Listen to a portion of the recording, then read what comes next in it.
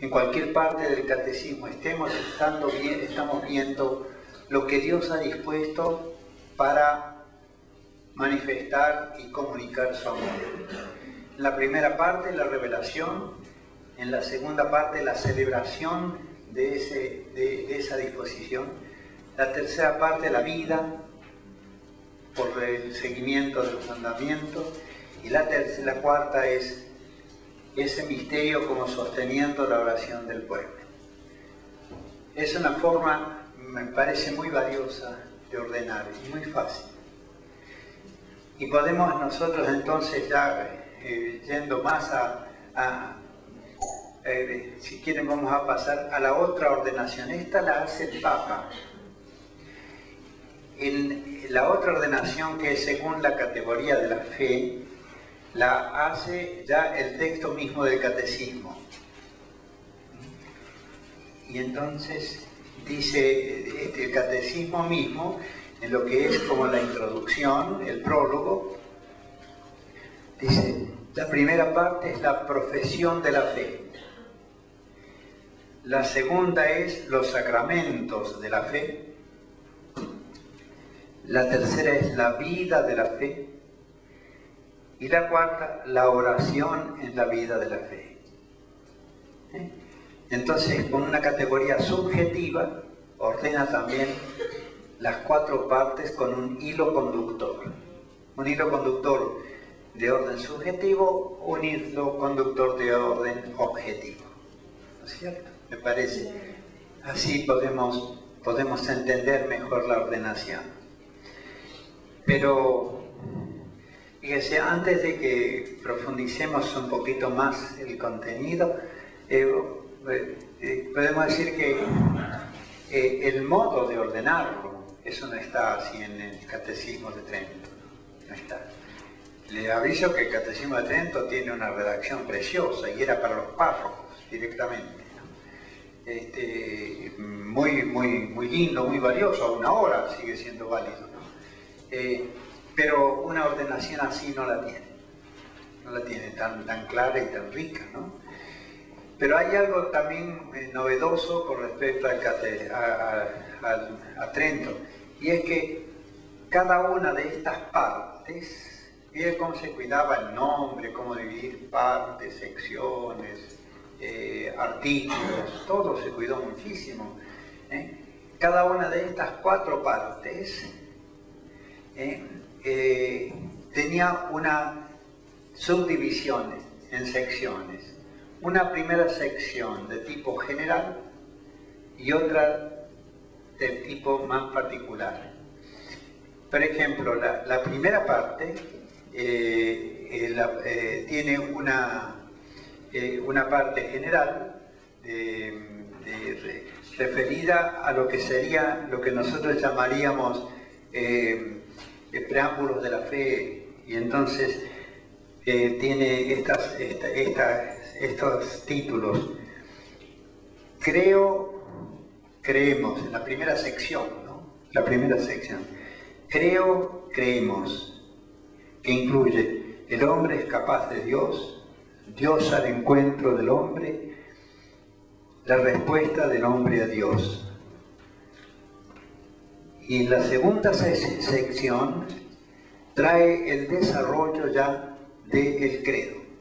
O sea, hace unas cuestiones fundamentales y después desarrolla explícitamente el credo en todas sus partes, ¿no?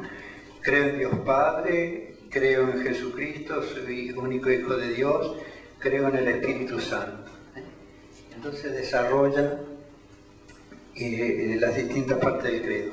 En la segunda parte también tiene unas partes muy interesantes de lo que serían las partes generales de la liturgia. ¿Qué es la liturgia? Dice así, primero una explicación de cómo la comunicación de dones se hace no de cualquier manera, sino por vía sacramental, en términos generales, en la visibilidad de Jesucristo hecho hombre, en la visibilidad de la carne de Jesucristo y en la visibilidad de la carne de la Iglesia, por sus acciones centrales que son los sacramentos en primer lugar.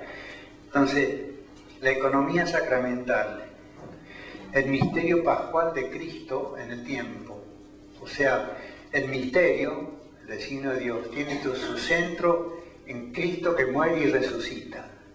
Ese Cristo pascual es el centro de la gracia que Dios va a comunicar por los sacramentos.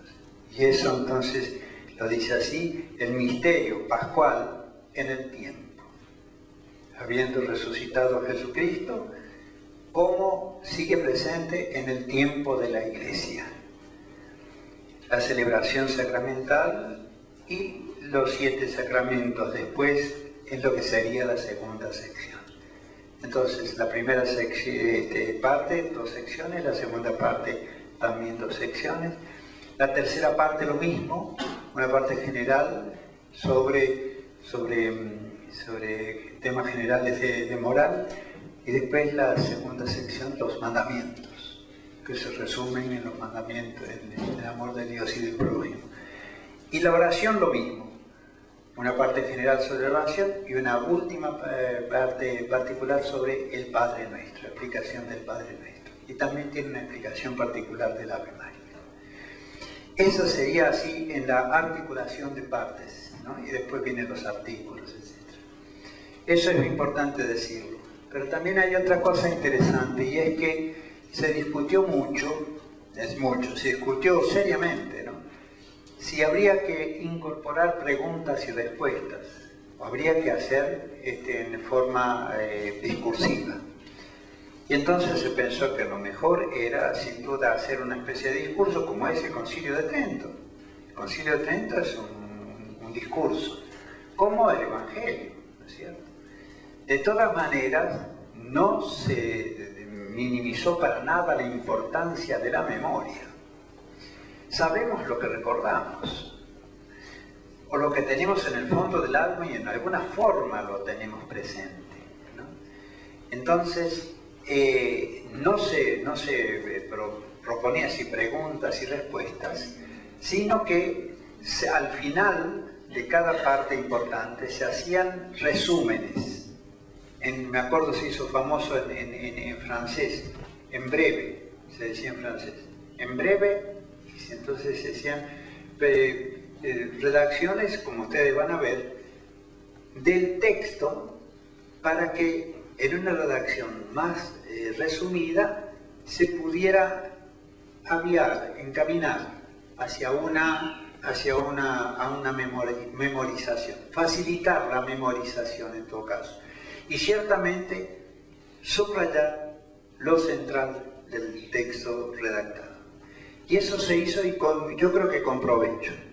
Pero fíjense qué interesante. Supuesto esto, el texto, que manifiesta que no es una cosa para niños, para gente ignorante, que necesita de las cosas en píldoras, supuesto esto, entonces, para los catecismos pequeños, como ser el compendio del compendio pequeño, ahí no se creyó mal hacer la pregunta y la respuesta. Pero a mí como hace el Papa Benedicto, dio una respuesta interesantísima que yo no la había pensado para nada y nunca la había oído tampoco. La pregunta y la respuesta no es la pregunta del profesor al alumno, del catequista al catequizado, sino que la pregunta que el catequizando le hace al catequista. Es la pregunta que le obliga al que está aprendiendo a decirle, bueno, a ver cómo es esto. Entonces se lo dice y bueno, así lo puede aprender también de memoria.